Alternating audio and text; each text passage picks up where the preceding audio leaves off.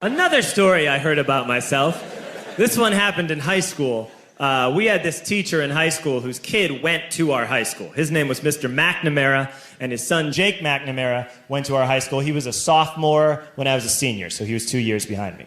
And Mr. McNamara was an asshole. And one weekend, he and his wife decided to leave town, which you should never do if you're an asshole.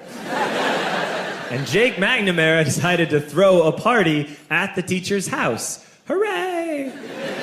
And everyone around town heard about it, and we all got up individually and thought, okay, let's go over there and destroy the place. I walked into this party, everyone I had ever met was there, and everyone was drinking like it was the end of the world. People were drinking like it was the Civil War and a doctor was coming to saw our legs off. It was totally unsupervised. We were like dogs without horses. We were running wild.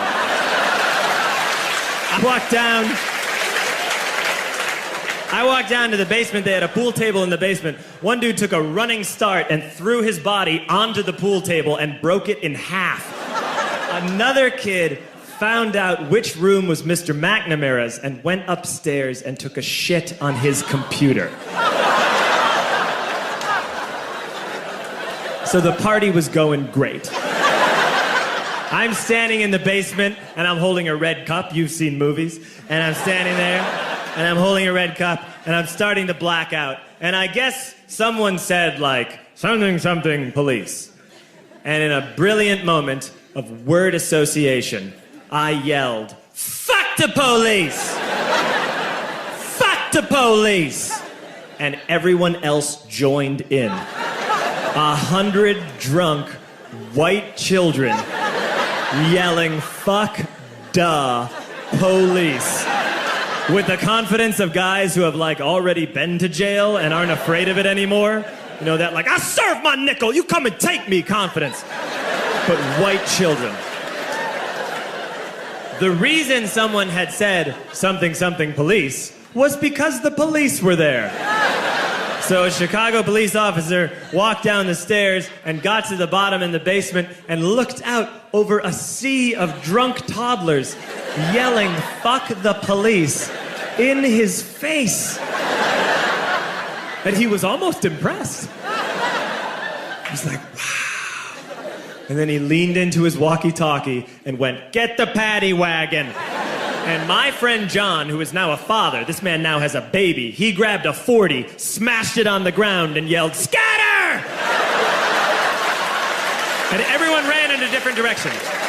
We all ran in different directions. It was like that scene in Ratatouille when the humans come in the kitchen and all the rats go in different ways. We all ran in different directions. I ran into the laundry room and I jumped up on the washing machine and I crawled out through a window into the backyard, and now I'm running through the backyard and there was this big chain link fence and I thought, I've never climbed a fence that high before. And then I woke up at home.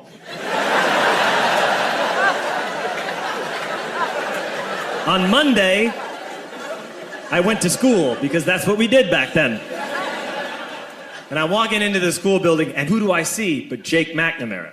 And he says to me, hey, were you at my party on Saturday? And I said, no. You know, like a liar.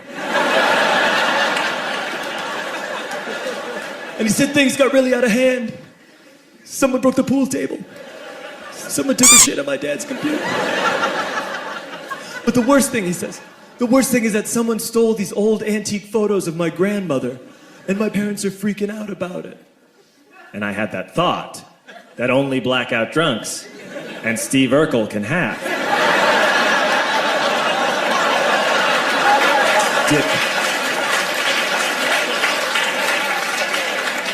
Did I do that? I figured, no, I wouldn't have done that. But I was never sure until 2 years later. Relax. I'm playing video games with this kid named Alex that we also went to high school with. 2 years later, we've graduated by now. We're playing video games for a couple hours. And then Alex says to me, hey, come here, I want to show you something. And he takes me into his bedroom. And then he takes me into a side room off of his bedroom. Never a good thing to have. And he shows me a tiny room that is covered wall to wall in stolen antique photos from different people's parties over the years.